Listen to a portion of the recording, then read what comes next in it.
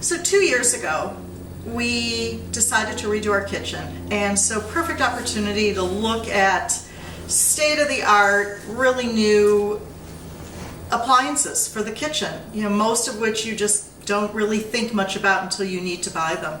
So we went into Pages with the idea, partly my idea would be to replace the existing electric cooktop.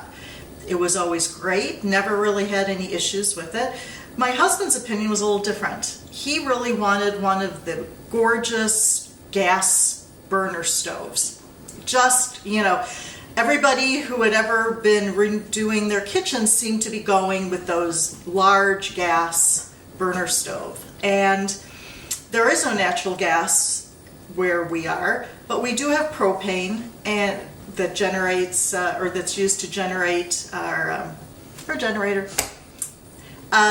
So access to gas was not an issue. But as we looked around, I started to question. Got a little visit here in minutes, huh? I started to question really what our needs were. Didn't matter that this is what all the decorating magazines were showing. What did we need at our stage in our life? My children are adults and out of the house, and so daily cooking is not exactly daily cooking anymore. So what did we need?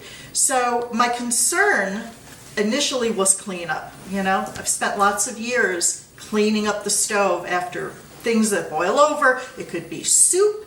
It could be any number of things that just literally boil over, and then you have the mess to clean up. I was concerned about gas cooking because of the cleanup element. Frying things, gunky burner tops. Do I want to be spending a good portion of time after a meal having to clean it up? So in my experience with electric cooking tops, cleanup was much easier. But I was not familiar with induction cooking. My husband was a little bit familiar with it, but we came in and we got some information. And when I looked at all the elements of what our needs were, induction cooking fit the bill. Mostly cleanup, easy as can be. If something boils over, it's done. You can clean it up as easy as can be. The heat generated by induction is minimal, which also dictated the kind of hood we were going to get. We didn't need some big honking, really noisy hood because the heat generation was so much lower than what gas was going to emit. And I have cats, lots of them, and to keep, only 4, but to keep them off the counters is not an easy thing. We certainly try to keep them off of the cooking surface. Certainly we don't want them any burnt paws.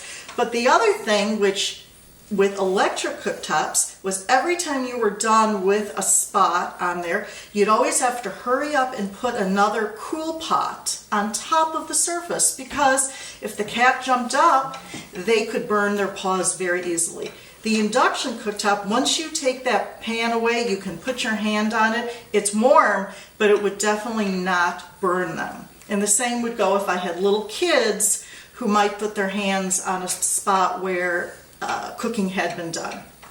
So the cleanup would have been easier. The fact that the cooktop is cool after cooking is done, and then also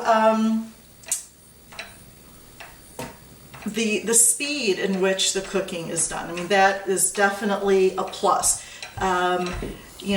Boiling water, you don't have to wait forever for your pot to boil.